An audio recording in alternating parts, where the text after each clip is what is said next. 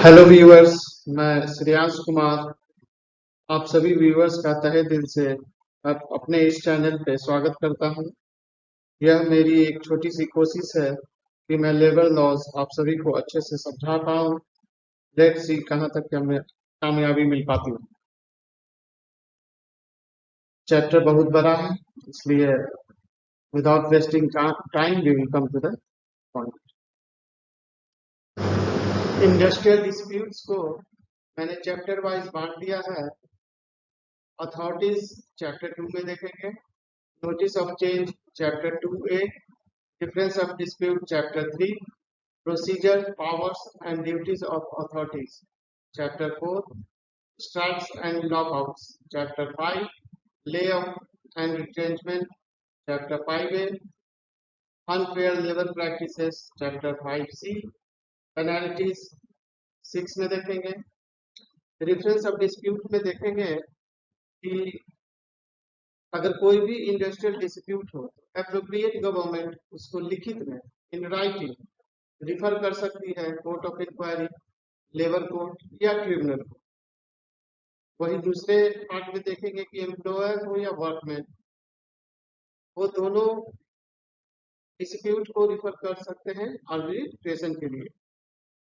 Unfair labour practices में देखेंगे कि एम्प्लॉयर, वर्कमैन या ट्रेड यूनियन ये कोई भी अनफेयर लेबर प्रैक्टिसेस नहीं करेंगे, और अगर करते हैं तो वो पनिशेबल होगा विद इम्प्रिजनमेंट या with fine. Section 1 short title extent and commencement. इसे हम लोग इंडस्ट्रियल डिस्प्यूट एक्ट 1947 कह सकते हैं। ये पूरे भारत में लागू होगा और ये 1 डे ऑफ अप्रैल 1947 से लागू होगा। अब यहाँ पे हम लोग देखेंगे डेफिनेशंस। सेक्शन 2 जितने भी एक्ट्स हैं उन सभी एक्ट्सों में सेक्शन 2 में डेफिनेशंस ही दिया हुआ है। तो सेक्शन 1 और सेक्शन 2 दोनों सारे एक्ट्स के लिए कॉमन हो जाते हैं। सेक्शन 2 में definitions. Appropriate government. Appropriate government का मतलब है इंडस्ट्री जिसके द्वारा वो कंट्रोल होती है, जिस गवर्नमेंट के द्वारा वो कंट्रोल किया जाता है, जहाँ पे जिसके रूल्स एंड रेगुलेशंस गाइडलाइंस चलते हैं, वही उस इंडस्ट्री का एप्रोप्रिएट गवर्नमेंट होगा।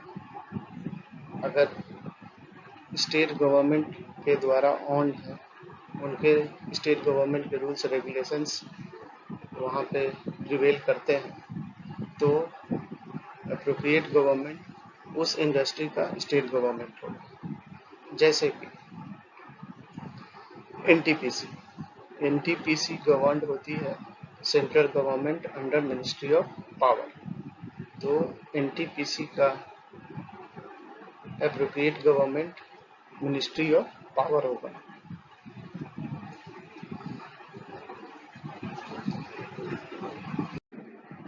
बोर्ड का मतलब होगा सुलह कराने वाली बोर्ड जिसमें एक अधिकारी से ज्यादा लोग होंगे। क्लोजर का मतलब है closing down of a place of employment, जहाँ पे काम दिया जा रहा था उस जगह को बंद कर देना, यानी इंडस्ट्री को बंद कर देना। कंसलिएशन ऑफिसर का मतलब है सुलह कराने वाला ऑफिसर जो सुलह कराएगा। कंसलिएशन प्रोसीडिंग का मतलब है सुलह कराने के दौरान जो प्रोसेस होता है उसे हम लोग कंसलिएशन प्रोसीडिंग करते हैं। कंट्रोल इंडस्ट्री, जो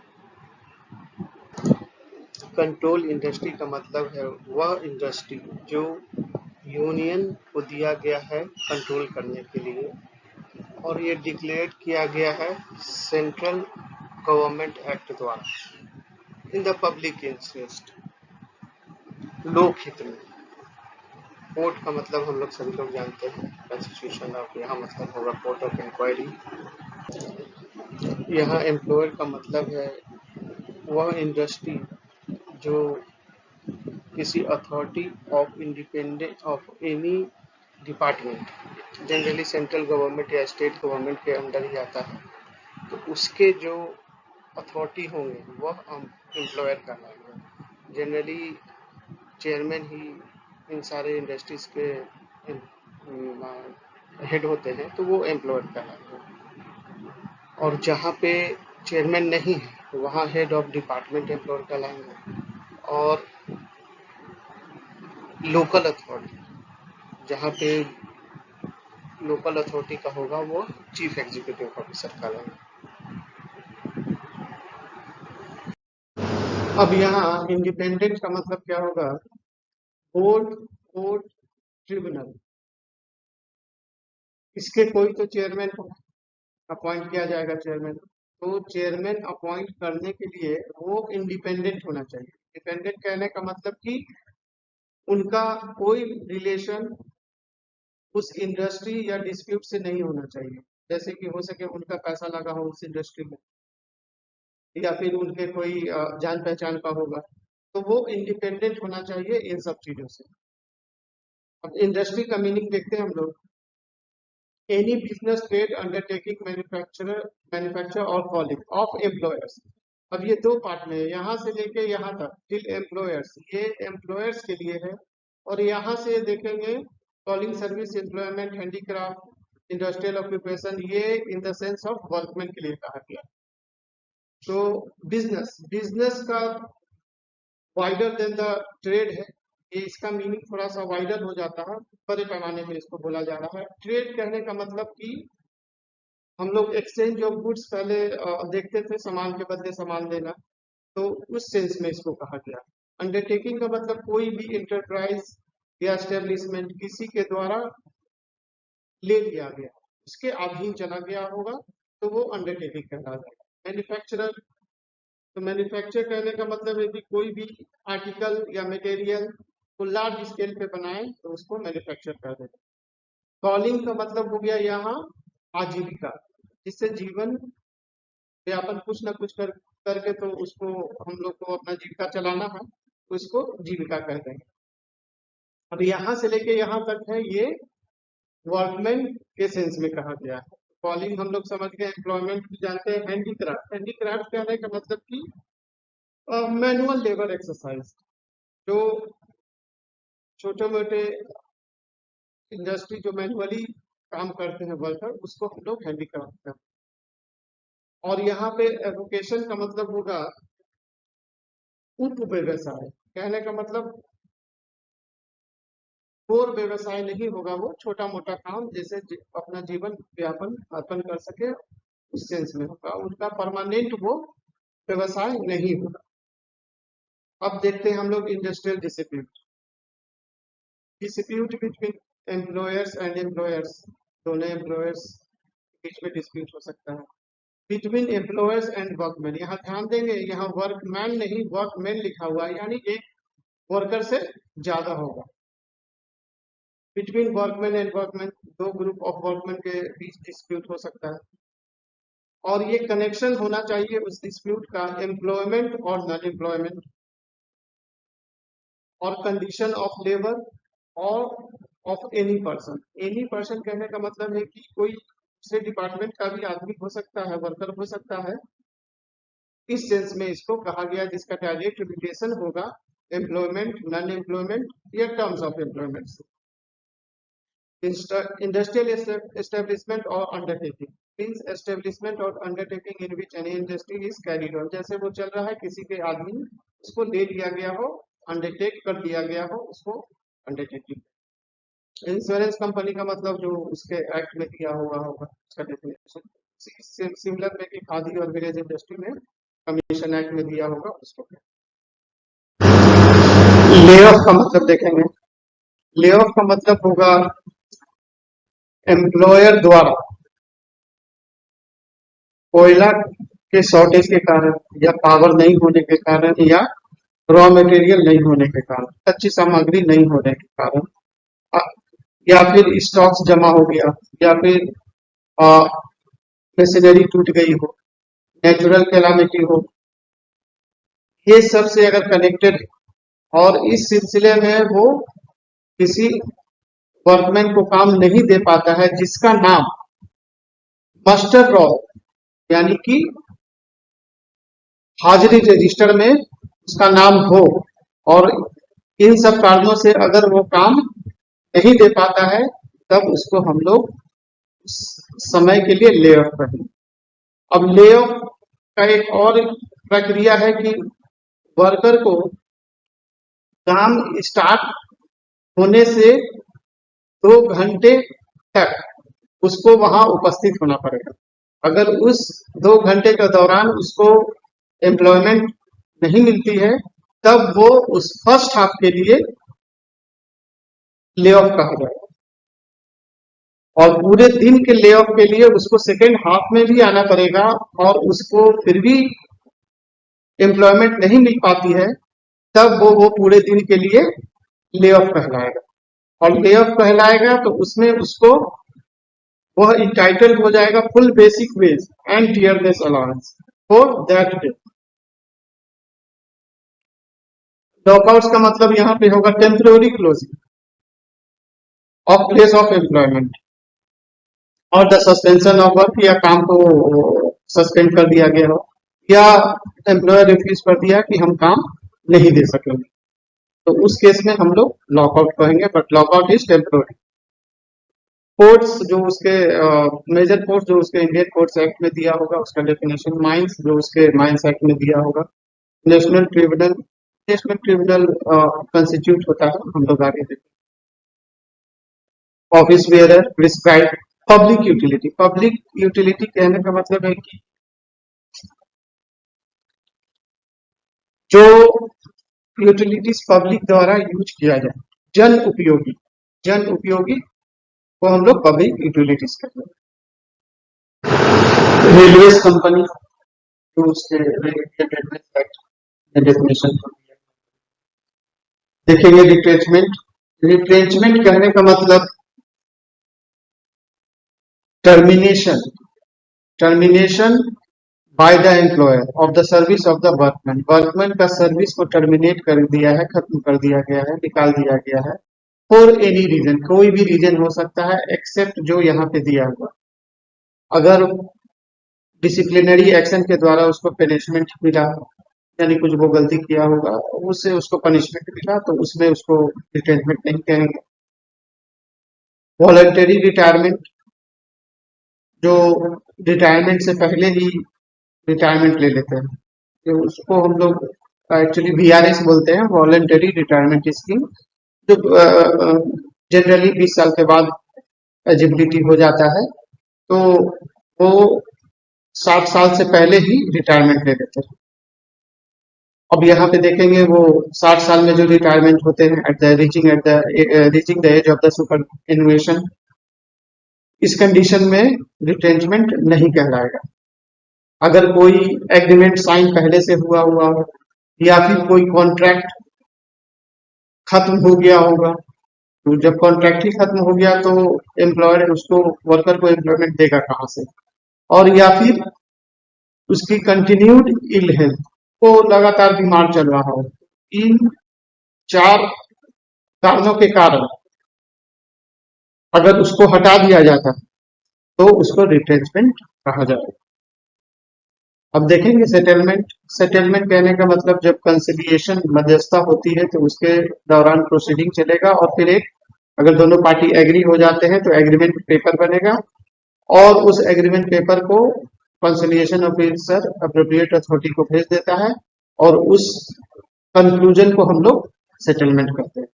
स्ट्राइक, सेसेशन ऑफ वर्क यानी काम बंद कर देना, बहुत तरह के स्ट्राइक्स होते हैं, हम लोग आगे देखेंगे, उसको स्ट्राइक्स बोलते हैं। ट्रेड यूनियन का मतलब वही होता है जो registered under trade union act, इस एक्ट के द्वारा इसको रजिस्टर्ड होना होगा, रजिस्ट्री कराना होगा, तभी वो ट्रेड यूनियन कहलाएगा।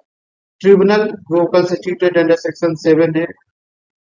अनफेयर लेबर प्रैक्टिसेस वो हम लोग ऑलरेडी देख चुके हैं, जो 5th शेड्यूल में दिया हुआ होगा, हम लोग आगे देखेंगे।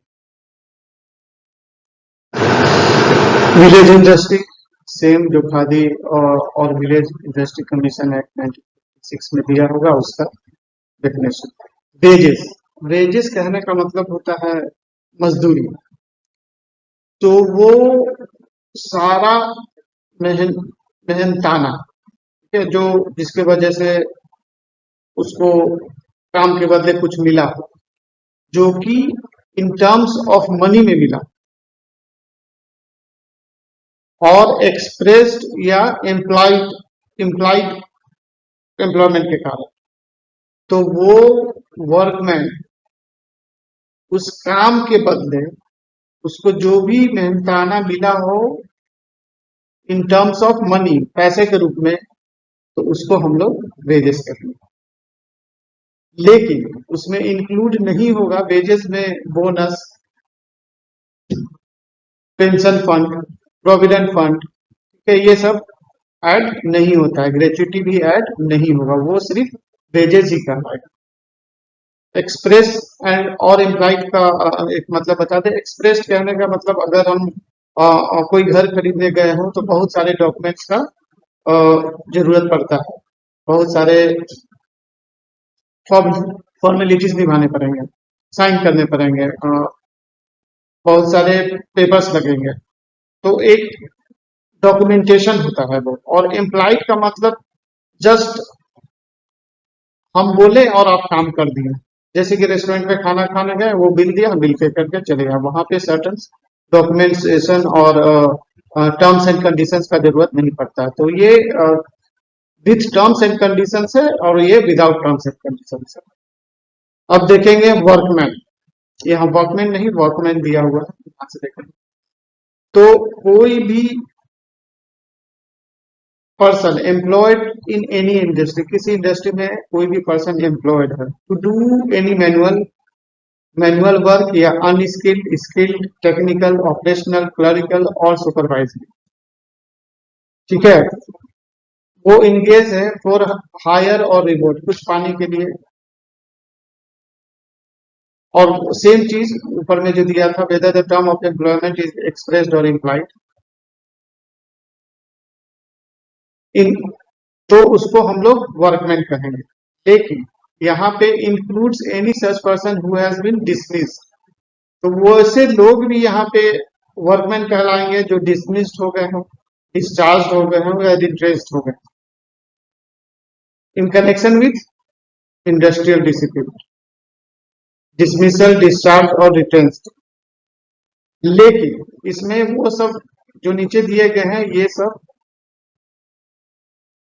वर्कर इंक्लूड नहीं होंगे। वर्कर या फिर कह सकते हैं ये सब पर्सन इंक्लूड वर्कमैन में नहीं होंगे, जो जिसका एडमिनिस्ट्रेटिव कैपेसिटी हो, जिसका मैनेजरियल काम हो, सुपरवाइजरी काम हो, या फिर वेजेस जो 10,000 से ऊपर मिल रहा हो, तो ये सब पर्सन वो वर्कमैन नहीं कहलाएंगे। Held to be an industry. अब इंडस्ट्री किसको कहेंगे किसको नहीं कहेंगे, तो does not discharge sovereign functions, कहने का मतलब जो सेल्फ गवर्निंग फंक्शंस डिस्चार्ज नहीं करेगा वो इंडस्ट्री कहलाएगा। ये सब जो सारे डिपार्टमेंट्स दिए हुए हैं ये सब इंडस्ट्रीज हैं। ये हाई कोर्ट या सुप्रीम कोर्ट, तो different high courts of different states का जजमेंट के हिसाब से दिया गया है, जिसको इंडस्ट्रीज हेल्ड किया गया है। और इसमें से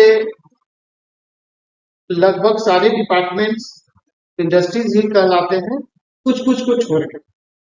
तो देखेंगे an education institution that will be held as an industry, women development corporation, national highway division, land development bank, postal. यहाँ पे रेड में दिया हुआ हॉस्पिटल, हॉस्पिटल में अभी तक कंफ्यूजन है वेदर इट इज इंडस्ट्री और नॉट, यहाँ पे कंफ्यूजन है, इसलिए पे इसको रेड दिया गया। Held not to be an industry, जो इंडस्ट्री सॉवरेन फंक्शंस डिस्चार्ज करते होंगे, यानी सेल्फ गवर्निंग जो डिस्चार्ज करते हैं, उसको हम लोग इंडस्ट्री कहेंगे, इंडस्ट्री नहीं कहेंगे, सॉरी। तो यहाँ पे देखेंगे central ground water board, export inspection council, state farm temple, gurdwara, small scale industry, ये सब इंडस्ट्रीज नहीं कहलाएंगे। एक इम्पॉर्टेंट ये है कि guidelines by honourable supreme court to determine whether a particular organisation or activity would considered as an industry और not.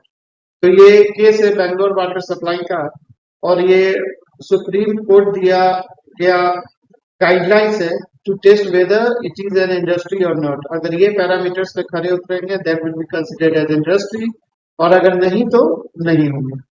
अब जिसमें कि होना चाहिए, इस इस केस के बाद ऑनरेबल सुप्रीम कोर्ट ने ये ट्रिपल टेस्ट दिया, जिसमें कि एक सिस्टमैटिक एक्टिविटी होना चाहिए, कोई भी एक सिस्टम डेवलप होना चाहिए उस एस्टेब्लिशमेंट में काम करने का सिस्टम। दूसरा है कि organised by cooperation between the employers and employees, उसमें एम्प्लॉयर्स और एम्प्लॉइज होने चाहिए। फॉर द प्रोडक्शन और डिस्ट्रीब्यूशन, या प्रोडक्शन होगा फिर डिस्ट्रीब्यूशन होगा of goods and services calculated to satisfy human wants, जो ह्यूमन की चाहत है, जरूरत है, नॉट स्पिरिचुअल नॉट रिलीजियस, इसमें कि रिलीजियस या स्पिरिचुअल नहीं हो। तो ये तीन कंडीशंस अगर वो सेटिस्फाई करता है then one can draw the conclusion that this is an industry. Dismissal, etc. of an individual workman to be deemed to be an industrial discipline. तो अगर कोई एम्प्लॉयर किसी वर्कमैन को डिस्चार्जेस, डिसमिसेस, रिट्रेंचेस या फिर टर्मिनेट्स द सर्विस,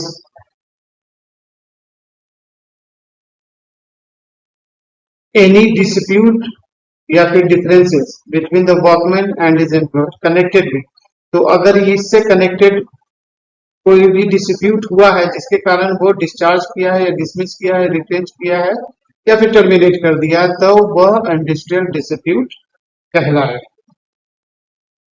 लेकिन उसमें कोई थर्ड पार्टी नहीं होना चाहिए, जैसे कि कोई यूनियन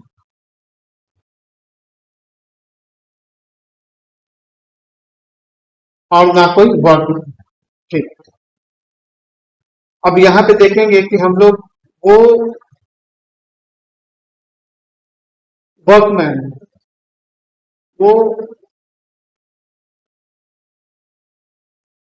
अप्रोप्रिएट गवर्नमेंट के पास जा सकता है, लेकिन वो कॉन्सिलिएशन के, अगर कॉन्सिलिएशन में गया है तो उसके 45 दिन के बाद वो अप्रोप्रिएट गवर्नमेंट के पास जा सकता है, जैसे कि लेबर कोर्ट या ट्रिब्यूनल, जिसके पास पावर है कि वो एडजुकेट उस डिस्प्यूट पे कर पाएंगे।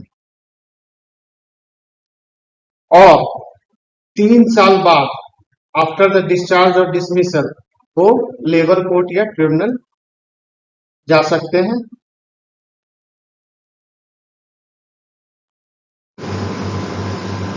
पिछले स्लाइड्स में हमने देखा था कि डिस्चार्ज, डिसमिसल और रिट्रीट की वजह से देखेंगे कि डिस्चार्ज डिसमिसल में डिफरेंसेस क्या है। Termination of employment by employer due to various reason not necessary related to employment performance, तो ये एम्प्लॉयमेंट परफॉर्मेंस से रिलेटेड नहीं होगा, वो सिर्फ डिस्चार्ज कर दिया जाएगा। कहने का मतलब छुट्टी कर देना, जैसे मेडिकली अनफिट है तो छुट्टी कर दिया गया, रिटायरमेंट का एज आ गया तो अब वो कंपनी छोड़ के जाना पड़ेगा, या कॉन्ट्रैक्ट कंप्लीट हो गया तो जाना पड़ेगा। डिस्चार्ज कहने का मतलब छुट्टी कर देना। तो वही डिसमिसल में देखेंगे कि डिस्चार्ज का मतलब बर्खास्त कर देना, जैसे कि termination of employment due to misconduct, उसका किसी गलती के कारण या वो कॉम्पिटेंट नहीं है या परफॉर्मेंस रिलेटेड इश्यूज, तो उस कंडीशन में वो डिसमिसल होगा। रिट्रेंचमेंट का मतलब होगा कि किसी और वजह से किया गया हो, जिसमें कि कॉस्ट कटिंग हो सकता है, रिडेंडेंसी हो सकता है, रीस्ट्रक्चरिंग होता है। तो जनरली हम लोग देखते हैं कि रिट्रेंचमेंट कॉस्ट कटिंग की वजह से ही होता है। काउसेस देखेंगे तो ये medical unfitness, retirement age, contract complete हो गया। इसमें देखेंगे कि मिसकंडक्ट, इन सबॉर्डिनेशन। इन सबॉर्डिनेशन कहने का मतलब कि सीनियर्स का बात ना मानना, या पुअर परफॉर्मेंस या violation of the company policy का वायलेशन किया गया। इसमें देखेंगे इकोनॉमी का downtown, automation, mergers, acquisitions leading to redundancy. Notice of period देखेंगे, टिपिकली इसमें नोटिस ऑफ पीरियड नहीं होता है, जब काम खत्म हो गया तो आप जाइए। जैसे कहने का मतलब हम हॉस्पिटल में गए, वहां पे एडमिट हुए, अब हम ठीक हो गए हैं तो वहां से डिस्चार्ज कर दिए जाएंगे। इसमें किस रीजन से निकाला गया है उस उस पे डिपेंड करता है, और इसमें स्टैट्यूटरी है कि देना ही। Compensation generally gratuity, pension and other जो भी बेनिफिट उनको मिलना होता है वो मिलेगा। इसमें है कि final paycheque unless otherwise specified in the contract, तो वो अगर कॉन्ट्रैक्ट में है, नहीं तो फाइनल जो भी उनका स्पेशल का होगा वो मिलेगा। तो इस तरीके से आप लोग legal resources, re employment documentation and examples इसमें देख सकते हैं।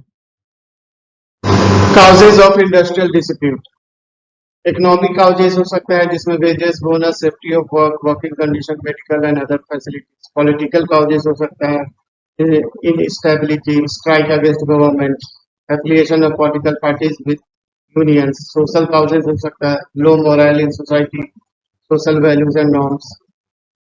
साइकोलॉजिकल काउजेज हो सकता है conflict in individuals and organisation objectives, motivational problem, personality clashes, attitudinal. Managerial causes हो सकता है non recognition of trade unions, behaviour of manager, supervisor, defective development politics. Technical हो सकता है अनसुटेबल टेक्नोलॉजी है, difficulty in technology adoption. Economic causes हो सकता है, बता मैंने। Chapter 2 authorities under this act, पिछले 12 महीने में किसी भी दिन अगर 100 या 100 से ज्यादा वर्कमैन काम किए हो तो अप्रोप्रिएट गवर्नमेंट एक वर्क कमेटी कंस्टिट्यूट कर सकती है, जिसमें कि जितना रिप्रेजेंटेटिव एम्प्लॉयर की तरफ से होगा उतना ही रजिस्टर्ड ट्रेड यूनियन के कंसल्टेशन के हिसाब से उतना रिप्रेजेंटेटिव वर्कमैन होगा। कहने का मतलब कि दोनों तरफ से इक्वल ही रिप्रेजेंटेटिव होंगे, वर्कमैन की तरफ से कम नहीं होंगे, बराबर हो सकते हैं लेकिन कम नहीं होंगे। और उनका काम होगा preserving Amity and good relations, अच्छे रिलेशन एम्प्लॉयर और वर्कमैन के बीच में बनाए रखना और कॉमन इंटरेस्ट पे बात करना। Conciliation officers appropriate government by notification, जितना उसे ठीक लगे उतना कंसिलिएशन ऑफिसर्स अपॉइंट कर सकती है।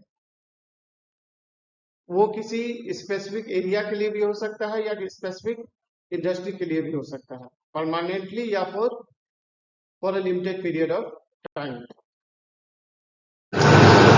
Boards of conciliation, appropriate government एक चेयरमैन अपॉइंट करेगी जिसमें 2 या 4 मेंबर्स होंगे, या फिर जैसा गवर्नमेंट को ठीक लगे। चेयरमैन जो होंगे वो इंडिपेंडेंट होंगे। इंडिपेंडेंट का मतलब मैं बता चुका हूं, जिसका किसी तरीके से उस इंडस्ट्री से कोई लेना देना नहीं होगा। अगर रिकमेंडेशन प्रिस्क्राइब टाइम में नहीं आ पाता है तो गवर्नमेंट जो है वो जैसा उसको ठीक लगे उस पार्टी से रिप्रेजेंट कर सकता है। अगर चेयरमैन नहीं होंगे तो वो बोर्ड जो है वो एक्ट नहीं करेगी।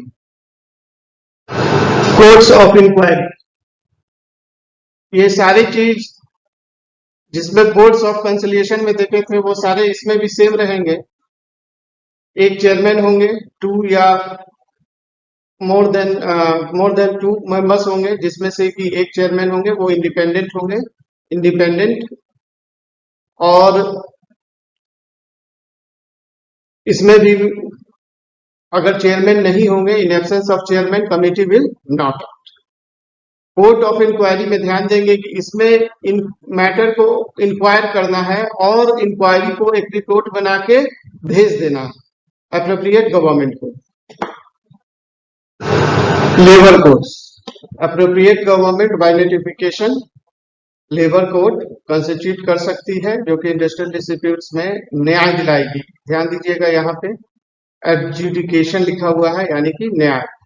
उसी मैटर पे लेबर कोर्ट जाया जाएगा जो कि सेकेंड शेड्यूल में जितने मैटर्स दिए हुए हैं। अब सेकेंड शेड्यूल्स में मैटर दिए हुए हैं जो है स्टैंडिंग ऑर्डर से रिलेटेड, डिसमिसल या डिस्चार्ज ऑफ वर्कमैन से रिलेटेड। तो इन सब से जो भी सेकेंड शेड्यूल में दिया गया है वो सब मैटर पे लेबर कोर्ट अपना दे सकती है, और जो थर्ड शेड्यूल में नहीं दिया हुआ है उसमें भी दे सकती है। अब उनका क्वालिफिकेशंस देखेंगे कि वो एक हाई कोर्ट के जज होने चाहिए, डिस्ट्रिक्ट जज या एडिशनल डिस्ट्रिक्ट 3 साल से कम नहीं हो, जुडिशियल ऑफिस 7 साल से कम नहीं हो, presiding officer of labour court 5 साल से कम नहीं होगा। इस तरीके से डिप्टी लेबर कमिश्नर सेंट्रल या joint commissioner of the state degree law में होनी चाहिए, 7 साल से कम एक्सपीरियंस नहीं होना चाहिए। तो ये लेबर कोर्ट्स के अप्रोप्रिएट गवर्नमेंट द्वारा अपॉइंटेड पर्सन का क्वालिफिकेशन होना चाहिए। Tribunals same as labour code जैसा ही होगा, सिर्फ इसमें जो है सेकेंड शेड्यूल या थर्ड शेड्यूल दोनों में से किसी भी मैटर पे न्याय दे सकती है ट्रिब्यूनल्स।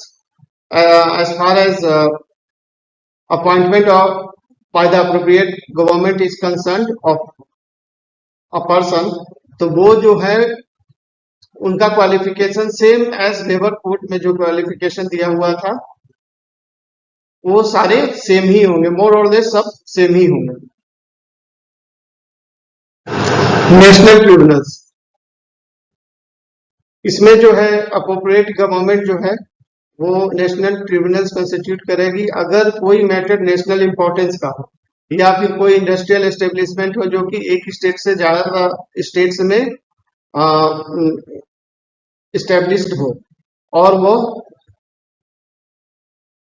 जो भी उसका इंटरेस्ट या अफेक्ट एक स्टेट से ज्यादा स्टेट्स में होने का चांसेस हो, तब उस कंडीशन में नेशनल ट्रिब्यूनल्स कंस्टिट्यूट किया जाता है।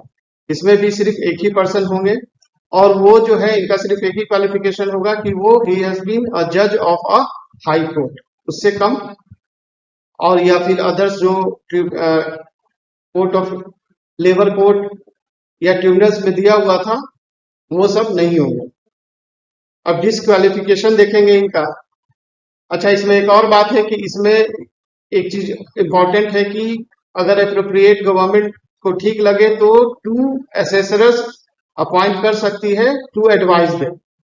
डिस्क्वालिफिकेशन देखेंगे तो अगर वो इंडिपेंडेंट पर्सन नहीं हो, इंडिपेंडेंट पर्सन का मतलब मैं पिछले स्लाइड्स में बता चुका हूं, और अगर 65 इयर्स का अटेंड एज हो चुका, उस कंडीशन में उनको अपॉइंट या नहीं किया जाएगा या डिस्क्वालीफाई किया जाएगा।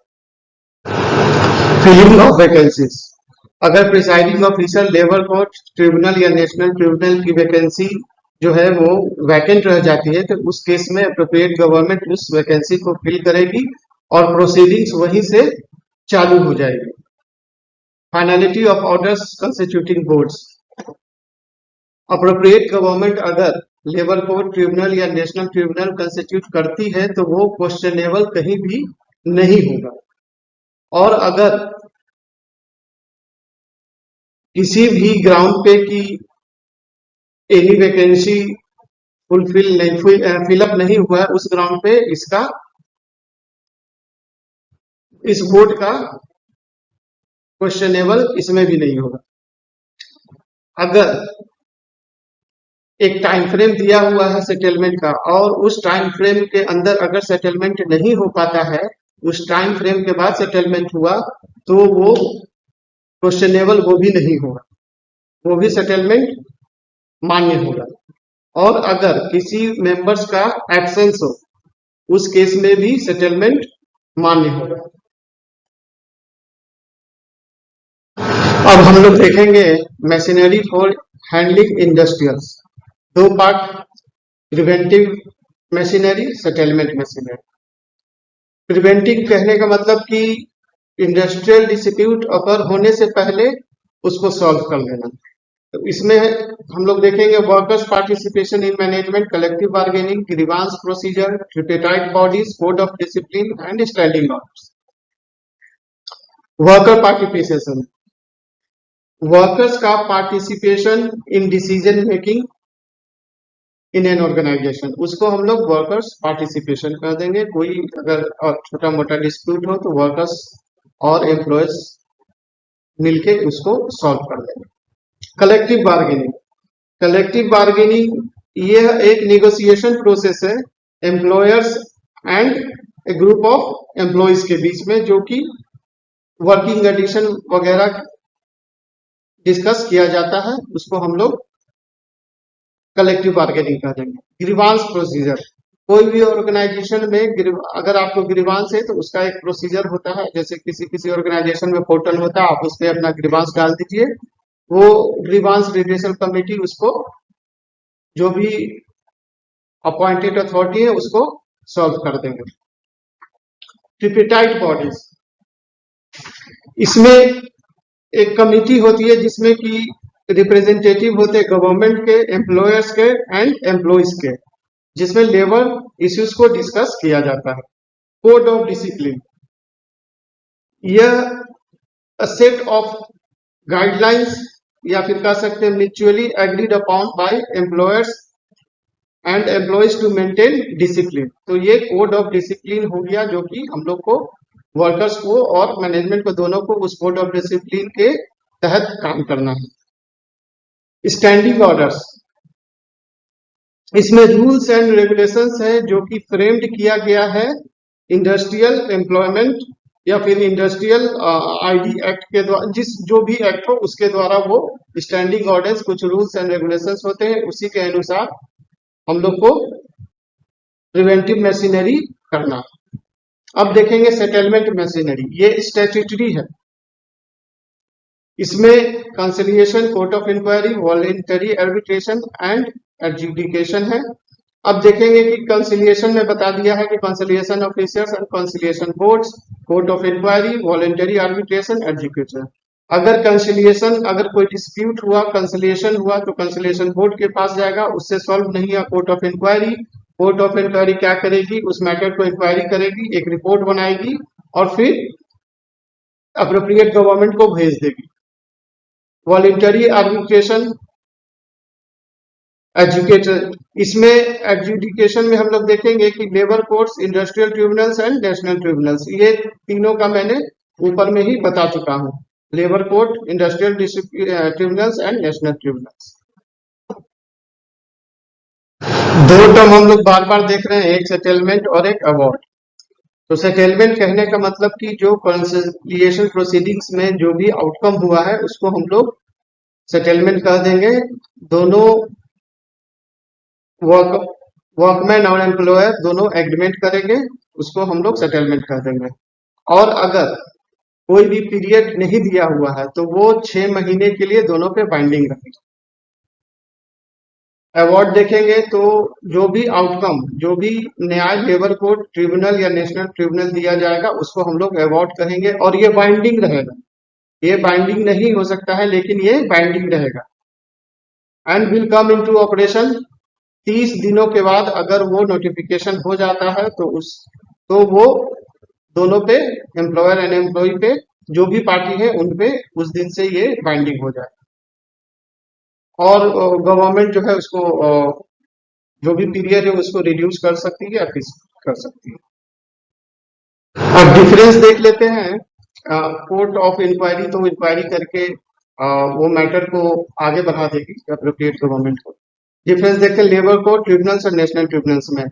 लेबर कोर्ट सेकेंड शेड्यूल के मैटर्स पे एडजुकेट करेगी। ट्रिब्यूनल्स सेकेंड शेड्यूल या थर्ड शेड्यूल। नेशनल ट्रिब्यूनल कोई भी नेशनल इंपॉर्टेंस का या फिर एक स्टेट से ज्यादा स्टेट में इंडस्ट्रीज हो तो उस पे करेगी। तीनों में 1 पर्सन अपॉइंट होंगे। अब इनका क्वालिफिकेशन का हम लोग देख लेते हैं। तो मैंने कहा था कि लेबर कोर्ट और ट्रिब्यूनल में तीन चार चीजें ऑलमोस्ट सेम है, जैसे कि ये जो रेड कलर में दिया हुआ है वो सब चीज सेम। ट्रिब्यूनल्स में और नेशनल ट्रिब्यूनल्स में ये सिर्फ दो चीज सेम होगा। एक जो होगा जज ऑफ हाई कोर्ट दोनों में, और दो पर्सन्स को एडवाइस करने के लिए अप्रोप्रिएट गवर्नमेंट अपॉइंट कर सकती है, ये दोनों सेम होगा ट्रिब्यूनल्स और नेशनल ट्रिब्यूनल्स में क्वालिफिकेशन के लिए। लेबर कोर्ट्स और ट्रिब्यूनल में जो भी रेड कलर्स में दिए हुए हैं वो दोनों में सेम होंगे। हम लोग थोड़ा सा और डिफरेंस देख लेते हैं conciliation, court of inquiry, labour court और ट्रिब्यूनल में। कंसिलिएशन का पर्पस होगा डिस्प्यूट को रिजल्व करना दो पार्टीज के बीच में। कोर्ट ऑफ इंक्वायरी का होगा इंक्वायरी सिर्फ करना, टू इन्वेस्टिगेट। लेबर कोर्ट का होगा एडजुडिकेट करना, और ट्रिब्यूनल्स का वही होगा एडजुडिकेट करना। यहाँ पे है एम्प्लॉयर्स और एम्प्लॉइज के बीच में, और ट्रिब्यूनल में है party outside regular court system. ये कोर्ट सिस्टम से ऊपर हटके ट्रिब्यूनल्स में गया। नेचर में वॉलेंटरी प्रोसेस है। ये कोर्ट ऑफ इंक्वायरी में जो नेचर होगा वो टिपिकली इनिशिएटेड बाय अथॉरिटी होगा। ये जुडिशियल बॉडी है, ये क्वासी जुडिशियल बॉडी। पार्टीज का रोल क्या होगा? Control over legislation. इसमें पार्टिसिपेट हो गए लेकिन लिमिटेड कंट्रोल होगा। कोर्ट ऑफ इंक्वायरी में लिमिटेड कंट्रोल होगा, और लेबर कोर्ट और ट्रिब्यूनल में वो पार्टीज जो है अपना केस को प्रेजेंट करेंगे। डिसीजन मेकिंग में नॉन बाइंडिंग है। रिकंसिलिएशन में ये रिकमेंडेशन बॉडी है, इसको एडवाइजरी बॉडी कह सकते हैं एक तरीके से। ये रिकमेंडेशन बॉडी हो गया कोर्ट ऑफ इंक्वायरी। ये दोनों में लीगल बाइंडिंग डिसीजन होगा, लेबर कोर्ट और ट्रिब्यूनल्स में। फ्रेमवर्क लेते हैं कि स्टैट्यूटरी रेगुलेशन से ऑफेंड है ये defined by specific law and regulation govern. ये डिफाइंड है कोर्ट ऑफ इंक्वायरी, और ये गवर्न है दोनों में, लेबर कोर्ट्स और ट्रिब्यूनल में, rules and labour laws and regulations. Expertise क्या क्या चाहिए? तो मेडिएशन या नेगोशिएशन स्किल चाहिए। इनमें कोर्ट ऑफ इंक्वायरी में इन्वेस्टिगेशन स्किल चाहिए, लीगल अंडरस्टैंडिंग चाहिए, इसमें लीगल एक्सपर्टाइज चाहिए लेबर कोर्ट में, और ट्रिब्यूनल्स में legal expertise subject specific knowledge होना चाहिए। तो ये कुछ डिफरेंसेस है। Notice of change. कोई भी एम्प्लॉयर अगर कंडीशन ऑफ सर्विस एप्लीकेबल, काम काज करने के तरीके में कुछ चेंज लेना चाहती है, जो कि फोर्थ शेड्यूल में दिया हुआ है। फोर्थ शेड्यूल में दिया हुआ है wages including the period and mode of payment. क्या वेजेस मिलेगा? अगर जनरली 7 महीने के खत्म होने के 7 दिन के अंदर वेज दिया जाता है तो उसमें कुछ चेंजेस लाना है। या फिर mode of payment cash, Paytm, bank द्वारा, ड्राफ्ट, ये सब से अगर दिया जा रहा है, किसी भी चीज में अगर चेंज लाया जा रहा है। वर्किंग कंडीशन क्या होगा, नंबर ऑफ आवर्स वर्किंग क्या होगा, रेस्ट इंटरवल क्या होगा, ये लीव विद वेजेस, ये सब किसी भी चीज में अगर जो फोर्थ शेड्यूल में दिया हुआ उसमें कुछ चेंजेस लेना चाहती है तो एम्प्लॉयर को प्रिस्क्राइब्ड मैनर में एक नोटिस देना होगा। 21 डेज के अंदर, वो नोटिस के दिन से 21 डेज के अंदर वो एप्लीकेबल होना चाहिए। अब किस कंडीशन में नोटिस की जरूरत नहीं होगी? अगर वो सेटलमेंट या अवार्ड से अफेक्टेड है, तो सेटलमेंट अवार्ड तो दोनों पार्टीज पे बाइंडिंग है, इसलिए उस कंडीशन में हम लोग कुछ नहीं कर सकते हैं। जहां की वर्कमैन, उस चेंज से वर्कमैन का फंडामेंटल राइट्स या ये सारे जो रूल्स दिए हुए CCS rules, leave rules, civil service regulation, ये सब अफेक्ट होने वाले थे, उस कंडीशन में अप्रोप्रिएट गवर्नमेंट ही ऑफिशियल गैजेट में उसको नोटिफाई कर देगी, तो उस कंडीशन में नोटिस ऑफ चेंज देने का जरूरत नहीं।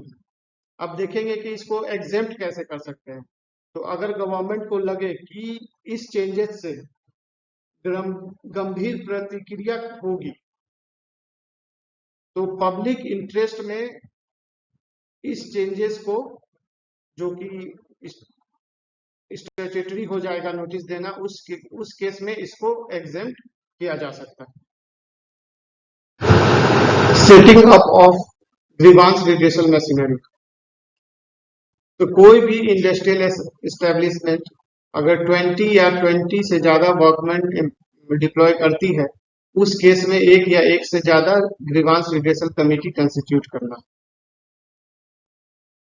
Grievance redressal committee equal number of members दोनों तरफ से, एम्प्लॉयर एंड एम्प्लॉय वर्कमैन के तरफ से इक्वल नंबर ऑफ मेंबर्स होंगे।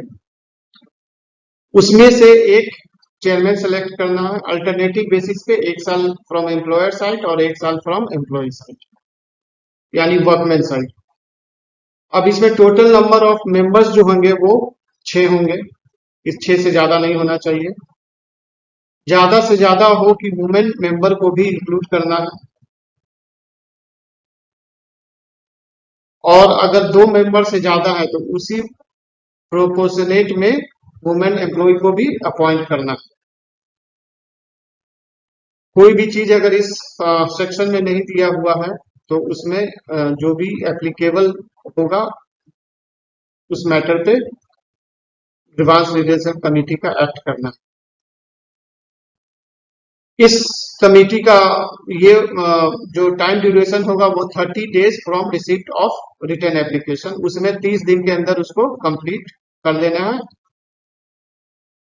और एक कॉपी उसको दे भी देना है पार्टी को, जो एग्रीड है उसको एक कॉपी उसका जो भी डिसीजन होगा दे देना है। अगर डिसीजन से वर्कमैन सेटिस्फाइड नहीं हो तो वो एम्प्लॉयर को रिटर्न में दे सकता है कि, और उस एम्प्लॉयर को with in 1 month from receipt of such appeal dispose of करना है और एक कॉपी उसको दे, जो एग्रीड है उसको दे देना। Chapter 3 reference of disputes to boards, courts और ट्रिब्यूनल्स। कौन कौन सा डिस्प्यूट हम लोग कहाँ कहाँ रिफर कर सकते हैं, अब हम लोग देखेंगे। इंडस्ट्रियल डिस्प्यूट जो जनरल नेचर का होगा वो वर्क कमेटी कर देगी। जनरल इंडस्ट्रियल डिस्प्यूट होगा जिसमें सेटलमेंट डिस्प्यूट थ्रू मेडिएशन होना है, उस नेचर का अगर डिस्प्यूट होगा तो वो कंसिलिएशन ऑफिसर कर देगा। बोर्ड ऑफ कंसिलिएशन, यहाँ पे अगर डिस्प्यूट कॉम्प्लेक्स है और उससे लगे कि एक से ज्यादा मेंबर रिक्वायर्ड है तब हम लोग बोर्ड ऑफ कंसिलिएशन को रिफर कर देंगे। लेबर कोर्ट जो सेकंड शेड्यूल में दिया हुआ है मैटर, उससे रिलेटेड अगर डिस्प्यूट हो तो लेबर कोर्ट को करेंगे। यहाँ पे नेचर ऑफ केसेस और हैंडल दिया हुआ है। इंडस्ट्रियल ट्रिब्यूनल, अब यहाँ पे देखेंगे कि जो सेकंड और थर्ड शेड्यूल में दिया हुआ है वो मैटर को इंडस्ट्रियल डिस्प्यूट में भेज देंगे, प्रोवाइडेड दैट अगर वह डिस्प्यूट थर्ड शेड्यूल से है और वो 100 या 100 से ज्यादा मेंबर को अफेक्ट नहीं करने वाला, प्रभाव नहीं डालने वाला है, तो गवर्नमेंट जो है उसको लेबर कोर्ट भी भेज सकती है। Provided that where dispute relation to with the central government is the appropriate government, अगर सेंट्रल गवर्नमेंट किसी एस्टेब्लिशमेंट का अप्रोप्रिएट गवर्नमेंट है तो वो कम्पिटेंट है उस केस को लेबर कोर्ट भेजने के लिए या फिर इंडस्ट्रियल ट्रिब्यूनल पे, जो कि जैसा भी केस होगा जो कि constituted by the state government होगा, तो उस केस को भी वो लेबर कोर्ट या ट्रिब्यूनल में भेज सकती है। नेशनल ट्रिब्यूनल, इसमें जो नेशनल इंपॉर्टेंस की बात आएगी तब नेशनल ट्रिब्यूनल में भेजा जाएगा। वॉलंटरी आर्बिट्रेशन, इसमें क्या होता है कि दोनों पार्टीज एग्री होते हैं कि इस डिस्प्यूट को किसी थर्ड मेंबर के लिए आर्बिट्रेशन को भेजा जाए, वो दोनों एग्री करके ही सेटलमेंट के लिए भेजते हैं। अगर एप्रोप्रिएट गवर्नमेंट अगर किसी डिस्प्यूट को रिफर कर रही है लेबर कोर्ट, ट्रिब्यूनल या नेशनल ट्रिब्यूनल में, तो उसको एक प्रिस्क्राइब टाइम देना होगा कि इस टाइम के अंदर आपको ये केस सॉल्व कर देना है, अवार्ड दे देना है।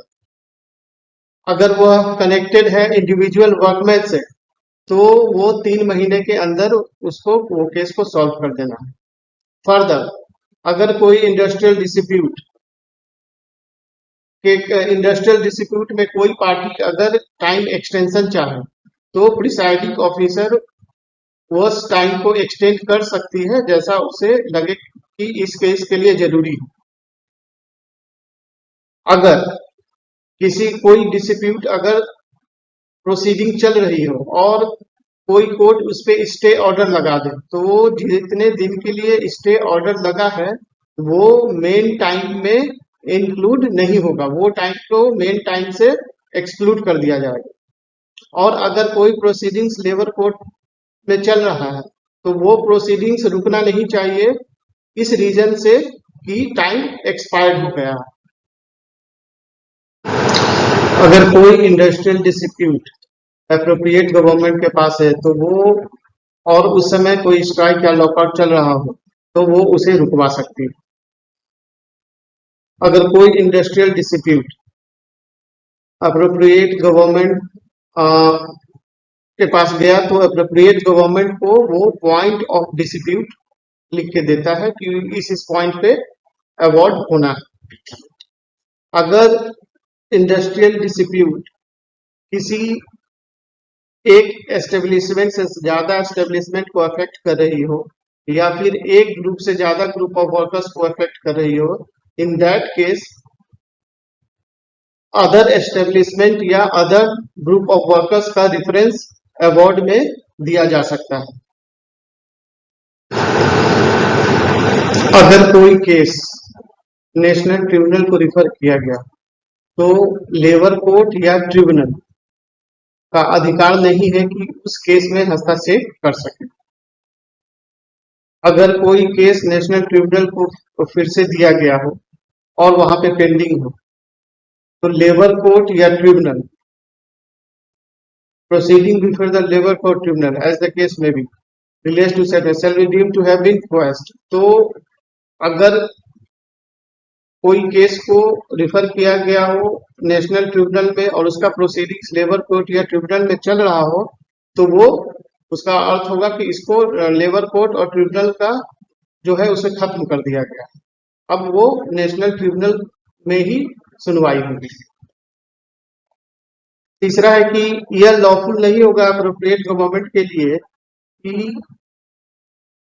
कोई केस अगर नेशनल ट्रिब्यूनल में है तो उसको लेबर कोर्ट या ट्रिब्यूनल में के लिए भेजा जा सके। अब यहाँ पे हम लोग देखेंगे कि अगर कोई केस इंडस्ट्रियल डिस्प्यूट का है और उसका एप्रोप्रिएट गवर्नमेंट सेंट्रल गवर्नमेंट नहीं और उसको रिफर किया है नेशनल ट्रिब्यूनल में, तो सेक्शन 15, 17, 19, 33A, 33B और 36A के तहत जो एप्रोप्रिएट गवर्नमेंट होगा वह होगा सेंट्रल गवर्नमेंट। लेकिन अगर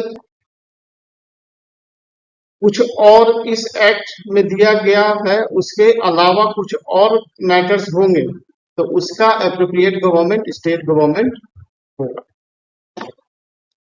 कोई भी प्रोसीडिंग्स पेंडिंग नहीं होना चाहिए इस रीजन से कि उस पार्टी का डेथ हो गया हो, तो उस वजह से वो पेंडिंग नहीं रहना चाहिए। Voluntary difference to disputes to arbitration section 10 है voluntary difference. Employers and workman दोनों किसी डिस्प्यूट को वॉलंटरी आर्बिट्रेशन के लिए रिफर कर सकते हैं। स्कोप क्या होगा?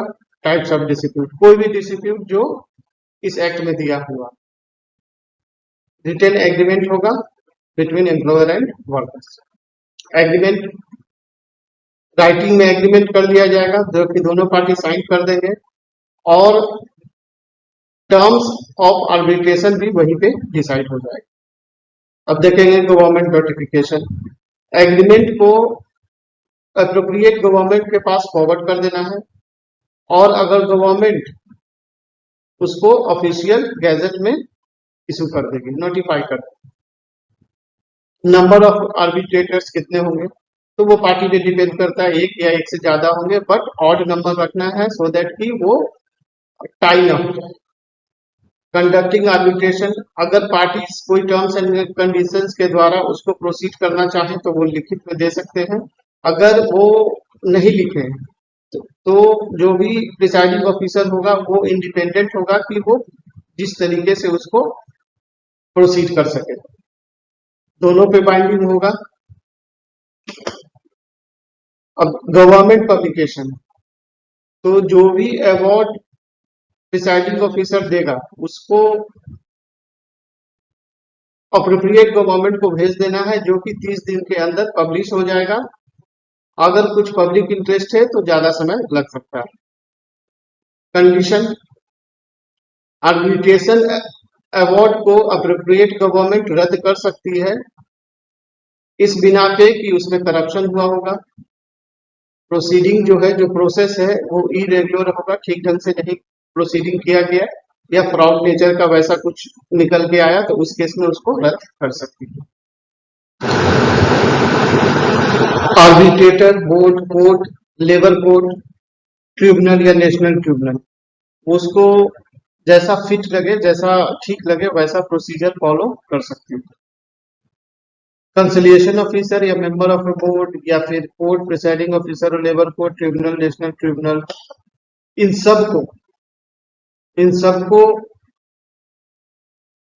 अगर ऐसा लगे कि इस्टेब्लिशमेंट के अंदर जाना है, प्रीमाइसिस के अंदर जाना है, तो वो एक रीजनेबल नोटिस देने के बाद वो उस प्रीमाइसिस के अंदर जा सकते हैं।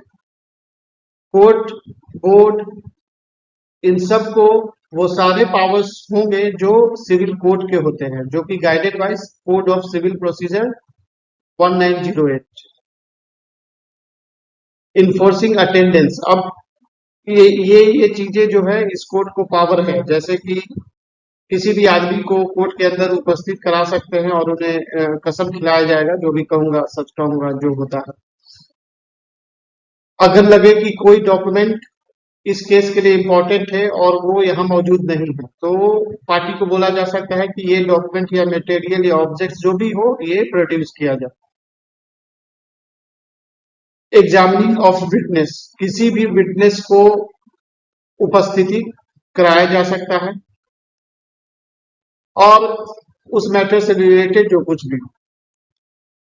Every inquiry investigation by board, labour court shall be deemed to be and judicial proceeding, तो जितने भी प्रोसीडिंग्स होंगे वो जुडिशियल प्रोसीडिंग्स ही कहलाएंगे within the meaning of Indian penal code. इतना ये एक जुडिशियल प्रोसीडिंग्स भी होगा जो भी ये लेबर कोर्ट, बोर्ड या नेशनल ट्रिब्यूनल कंडक्ट करेंगे।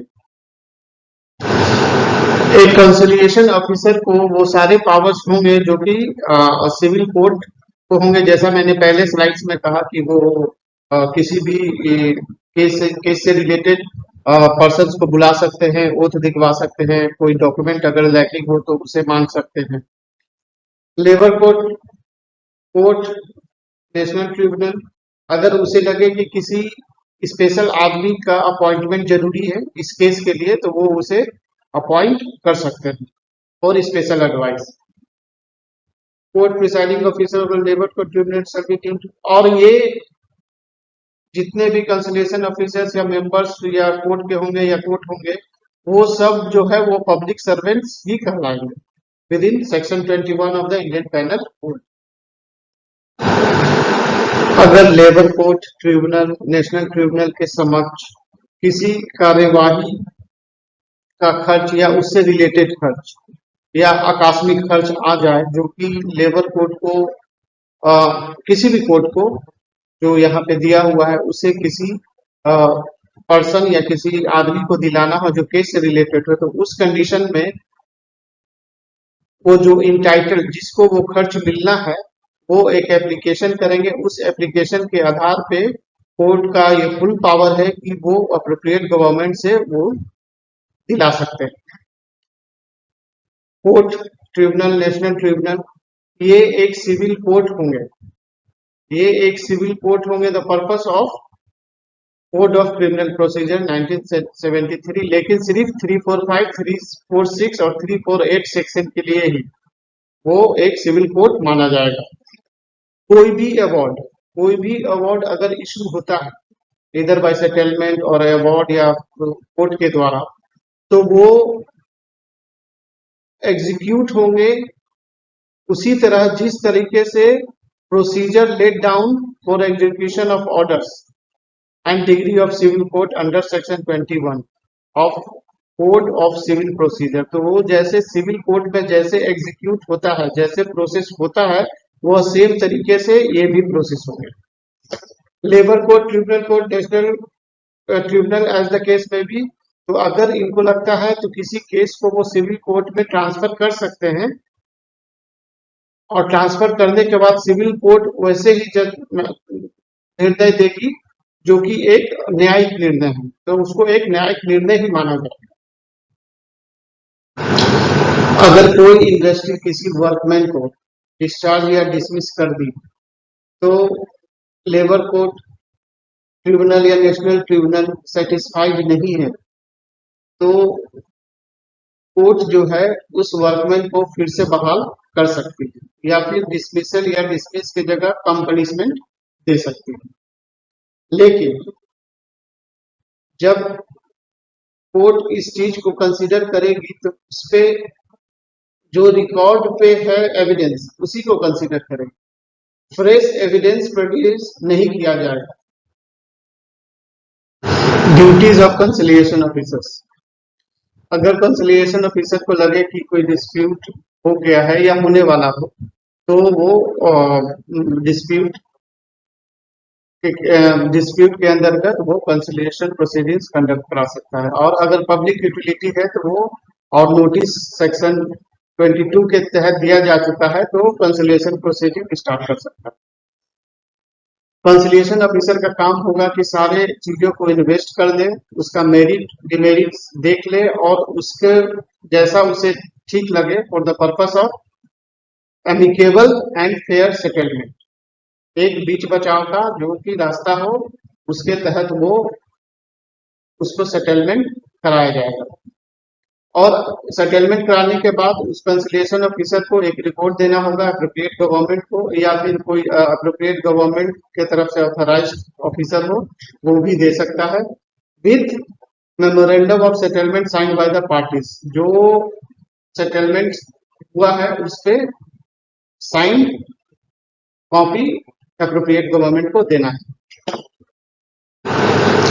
और अगर यदि कोई भी समझौता नहीं हो पाता है, तो कंसिलिएशन ऑफिसर को तुरंत ही, एज सुन एज पॉसिबल, तुरंत ही एक report, full report appropriate government को भेजना होगा, जिसमें कि फैक्ट्स एंड सर्कमस्टांसेस लिखा होगा कि क्या क्या हुआ उस दौरान, क्या क्या प्रोसीडिंग्स में निर्णय लिया गया, और किस वजह से सेटलमेंट नहीं हो पाया। उसके बाद जो है अप्रोप्रिएट गवर्नमेंट जो है वो केस को बोर्ड, लेबर कोर्ट या ट्रिब्यूनल को भेज सकती है, और अगर वो नहीं भेज पाती है तो अप्रोप्रिएट गवर्नमेंट को पार्टीज को कम्युनिकेट करना होगा कि किस वजह से वो केस को लेबर कोर्ट, ट्रिब्यूनल या नेशनल ट्रिब्यूनल में रिफर नहीं कर पाए। इस रिपोर्ट को कंसिलिएशन ऑफिसर को 14 डेज के अंदर, जब से प्रोसीडिंग स्टार्ट हुआ उसके 14 डेज के अंदर वो रिपोर्ट भेजना होगा। और अगर वो नहीं भेज पाता है तो अप्रोप्रिएट गवर्नमेंट अगर किसी दूसरे ऑफिसर्स को नियुक्त किया हो तो वो भेजेगा।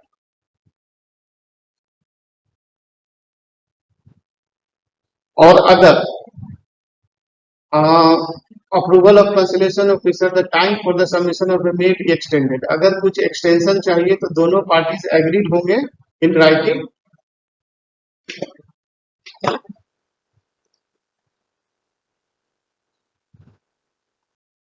Duties of board. बोर्ड कहने का मतलब कंसिलिएशन बोर्ड। यहाँ भी डिस्प्यूट होगा तो बोर्ड के पास अगर रिफर किया गया हो तो बोर्ड जो है वो सारी चीजों को इन्वेस्टिगेट करेगी विदाउट एनी डिले, और जैसा उसको ठीक लगे, एज डीम्ड फिट, जैसा उसको ठीक लगे वो सारे स्टेप्स ले सकती है to reach a amicable and fair settlement of the dispute. अगर सोल्यूशन हो जाता है तो उस कंसिलिएशन ऑफिसर को यानी बोर्ड को एक रिपोर्ट भेजना होगा एप्रोप्रिएट गवर्नमेंट को, विद जो भी मेमोरेंडम पे दोनों पार्टीज का साइन हुआ उसके साथ एक रिपोर्ट, फुल रिपोर्ट भेज देना होगा। अगर सेटलमेंट नहीं हो पाता है तो उस केस को बंद कर दिया जाएगा, उसका इन्वेस्टिगेशन बंद करके एप्रोप्रिएट गवर्नमेंट को फिर से फुल रिपोर्ट भेज दिया जाएगा with facts and figures, circumstances क्या क्या था और क्यों नहीं वो सेटलमेंट हो पाया, उनके ओपिनियन में क्या है जो कि सेटलमेंट नहीं हो पाया, और रिकमेंडेशन भी कोर्ट को देना होगा इस सिलसिले में।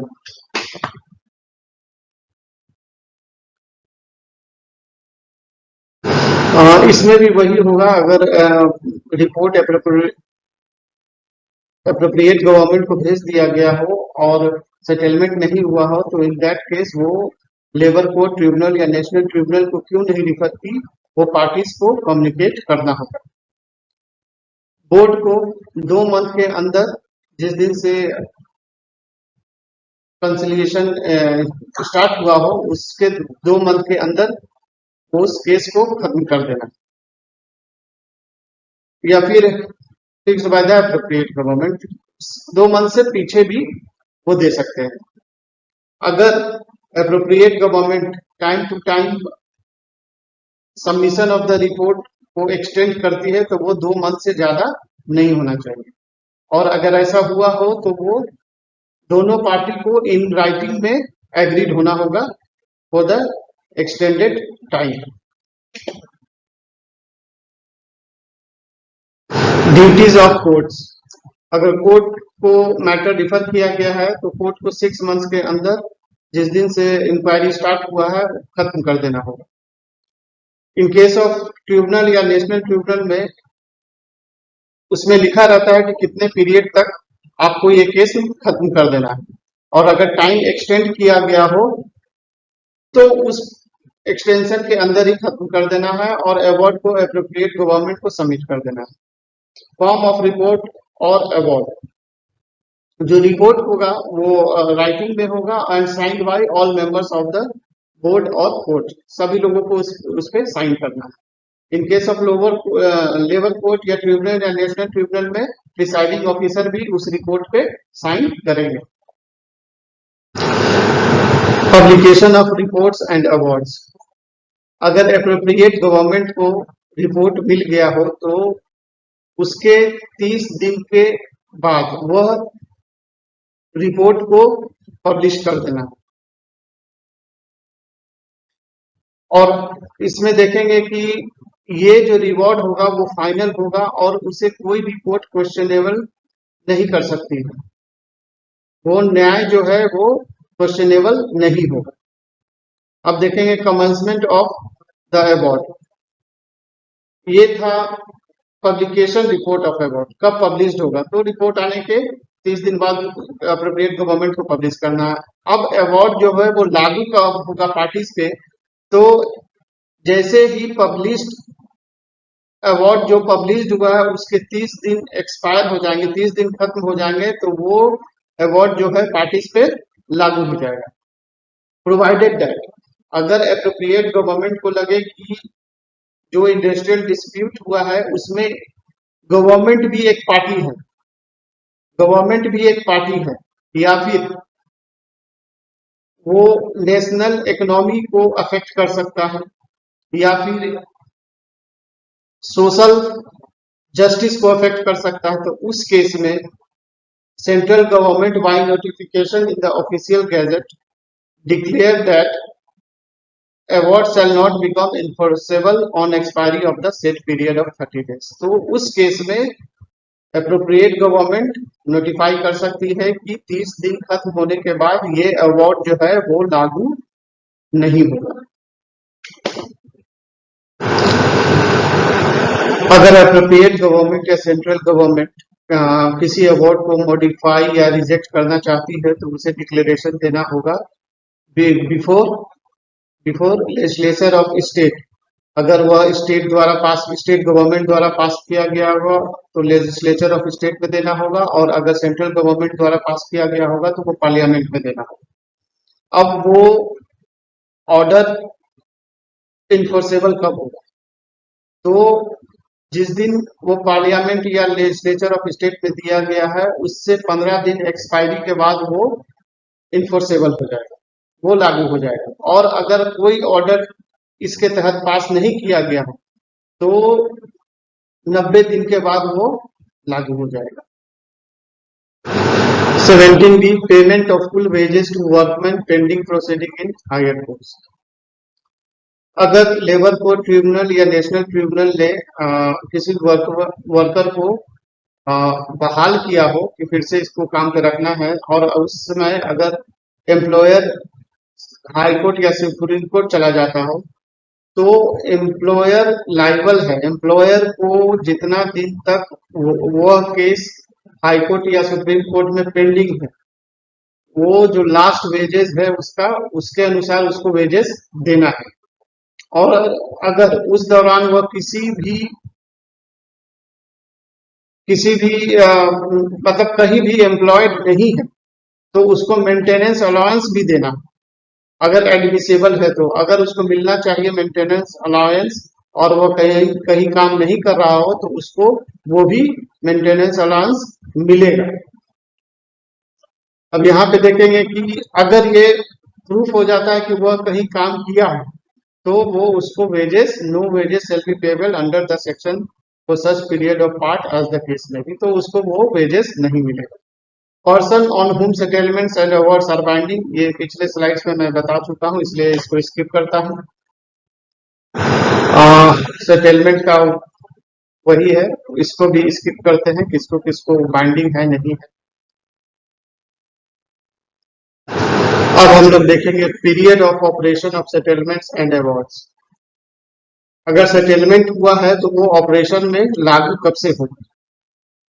तो अगर कोई स्पेसिफिक पीरियड दे दिया गया हो कि इस इतना दिन तक ये लागू रहेगा, तब तो ठीक है। और अगर सच वैसा कोई डेट नहीं दिया गया हो, तो इन दैट केस सेटलमेंट जो है, जिस दिन से मेमोरेंडम साइन हुआ है उस दिन से वो लागू हो जाएगा।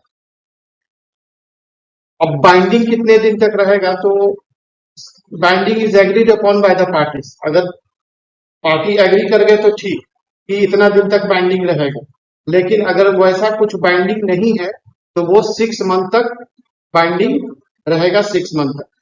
और वो आफ्टर एक्सपायरी ऑफ 6 मंथ वो कंटिन्यू भी करेगा, अगर तब तक जब तक वो कोई भी पार्टी नोटिस नहीं देता है, एक एप्लीकेशन नहीं देता है कि इसको मैं खत्म करना चाहता हूं, और उस नोटिस के बाद भी 2 महीने तक वो रहेगा।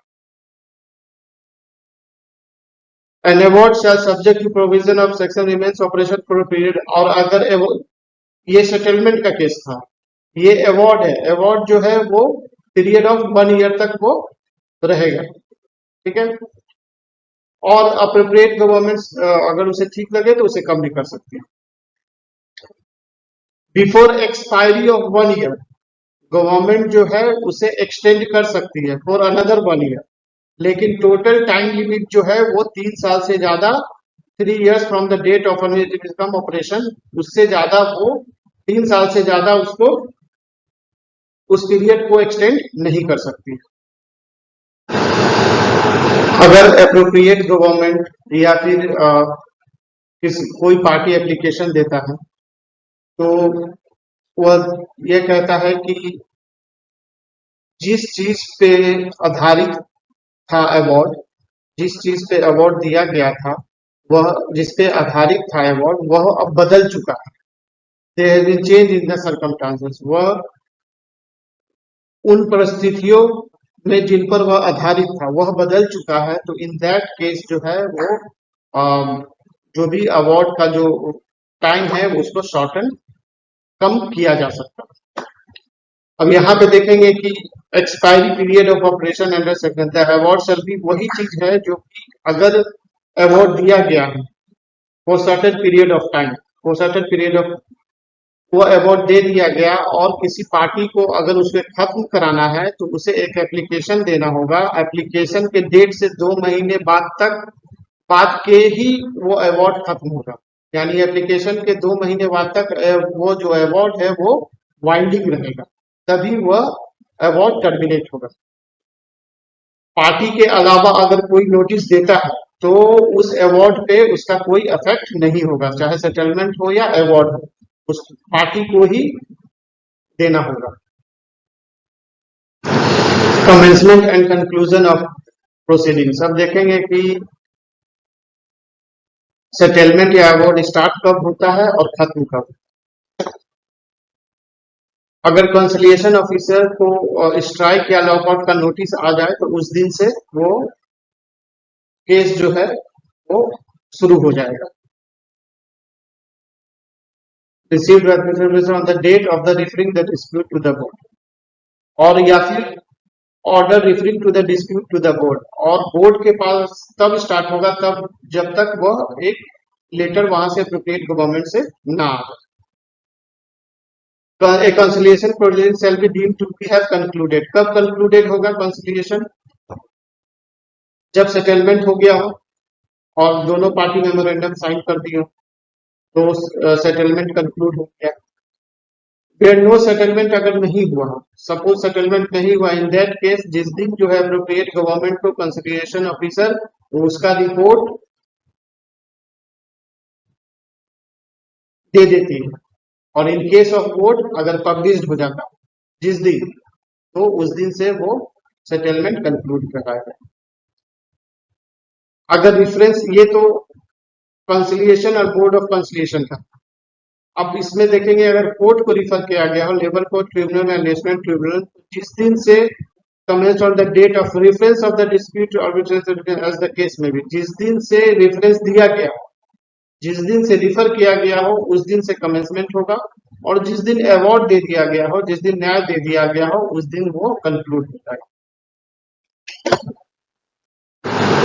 Certain matters to be kept confidential, किसी प्रोसीडिंग के दौरान चाहे वो कंसिलिएशन हो या फिर कोर्ट में हो या ट्रिब्यूनल में हो, उस दौरान अगर कोई पार्टी कोई पर्सन ये लिख के देता है कि ये मैटर जो है, ये इंफॉर्मेशन जो है कॉन्फिडेंशियल है, इसे लीक आउट नहीं किया जाए, तो जो भी प्रिसाइडिंग ऑफिसर है वो अपने रिपोर्ट में इस चीज का जिक्र नहीं करेंगे, या फिर जो भी पर्सन वहां पे प्रेजेंट होंगे वो इस चीज का जिक्र या लीक आउट नहीं करेंगे। The matter has to be kept confidential, जो भी इंफॉर्मेशन होगा that has to be kept confidential, तो उस चीज का जिक्र नहीं करना है जिससे उसका मैटर पे प्रभाव पड़े, जो कि चीज कॉन्फिडेंशियल, जैसे उसके बिजनेस पे प्रभाव पड़ सकता है, तो किसी मैटर पे जो इंफॉर्मेशन कॉन्फिडेंशियल है तो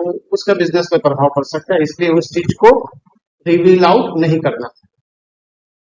thank you for watching guys, अगर अच्छा लगा हो तो please do like and subscribe.